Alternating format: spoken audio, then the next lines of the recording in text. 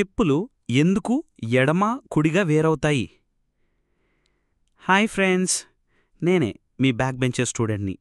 చిన్న డౌట్, చెప్పులు ఎందుకు ఎడమ కుడిగా వేరుంటాయని ఎప్పుడైనా ఆలోచించారా? చాలా కాలం క్రితం చెప్పులు స్ట్రెయిట్ డిజైన్లో ఉండేవి.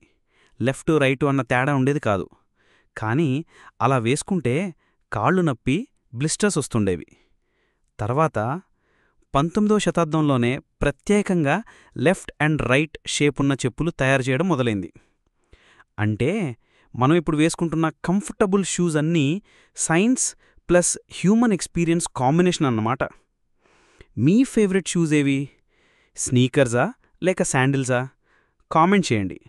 మీకు ఈ ఫ్యాక్ట్ కొంచెం నచ్చినా లైక్ చేయండి, కామెంట్ చేయండి అండ్ సబ్స్క్రైబ్ చేయండి. నచ్చినా మీరు చూసి వెళ్ళారు అంటే మీ మనసును మీరు మోసం చేసుకున్నట్టే. అలా చేయకండి. ఈ చిన్న చిన్న డిసిషన్సే మీకు డిసిషన్ మేకింగ్ స్కిల్స్ డెవలప్ చేస్తాయి. ఇలాంటి అమేజింగ్ ఇన్ఫో కోసం సబ్స్క్రైబ్ బ్యాక్ బెంచర్ స్టూడెంట్ని.